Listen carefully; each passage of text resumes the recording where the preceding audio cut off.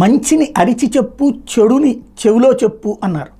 ఆ సామెత కరెక్ట్గా పాటించి ఈనాడు ఆంధ్రజ్యోతి. ఎట్లా అంటే ఏదైతే గత కొన్ని రోజుల నుండి జరుగుతున్నటువంటి ప్రచారం ఏంటయ్యా అంటే తల్లికి వందనం అన్నటువంటిది ఏది మొన్న ఆధార్ లింకప్ అన్న పాయింట్ ఇచ్చింది చూడండి. 15,000 రూపాయలు ఒక తల్లికి 15,000 అన్నట్టు. అది బాగా నెగిటివ్ అయింది. దాంతో లేదు అది అని చెప్తా అదే సందర్భంలో దానికి వాస్తవంగా ఈ ఏడాది ఈ పాటికే ఇచ్చేసేయాలి. ప్రతి ఏడాది కూడా 5 ఏళ్లలో కూడా ప్రతి ఏడాది ఈ పాటికి ఇచ్చేసేవాడు.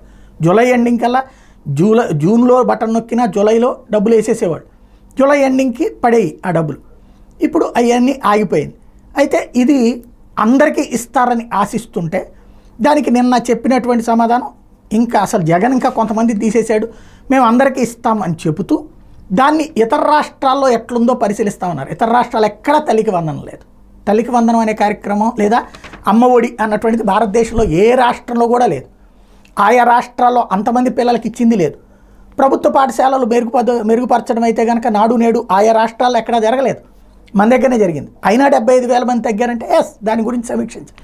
అయితే ఇక్కడ ఈ వార్త రాసే క్రమంలో తెలివిగా ఇదంతా చెప్పుకొస్తూ బడికెళ్ళే పిల్లలంతా ఇంతమంది తగ్గారు అంత తగ్గారు ఇదంతా అంటూ ఉత్తరప్రదేశ్ ఢిల్లీలో అధ్యయనానికి అధికారుల బృందాన్ని పంపాం, త్వరలో నేను కూడా వెళ్ళి పరిశీలన చేసిన తర్వాత మన రాష్ట్రానికి సరిపడా నమూనా ఎలా ఉండాలని రూపొందిస్తాం. ఇదంతా లోకేష్ గారిది డీటెయిల్డ్గా రాసుకొస్తూ దీనిపై అందరి అభిప్రాయాలను తీసుకున్న తర్వాత వచ్చే విద్యా సంవత్సరం నుంచి కొత్త విద్యా విధానాన్ని రాష్ట్రంలో అమలు చేస్తామని చెప్పారు అన్నది అడ్వర్టైజ్లో పెట్టారు. అది అంటే అమ్మఒడి వచ్చే ఏడాది నుంచి అన్నటువంటి మొక్కను మాత్రం లోపలికి తీసుకువెళ్ళారనమాట. ఈ ఏడాది పోనీ ఇప్పుడైనా సరే దాని మీద ఈ సందేహం ఉన్నప్పుడు లేదు ఈ ఏడాదే అమలు చేయబోతున్నాం, ఆగస్టులో ఇస్తాం, సెప్టెంబర్లో ఇస్తాం, ఇది ఇంకా టైం ఉందిగా. అసలు వాస్తవంగా అయితే జూన్ జూలైలో స్కూళ్ళకి అడ్మిషన్ ఫీజు ఎప్పుడు కడతాం మనం?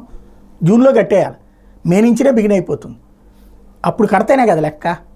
ఇప్పుడు ఆ విషయం దగ్గర ఏదైతే మంచిని హైలైట్ చేశారో గుడ్, చెడుని చెవిలో చెప్పారనమాట.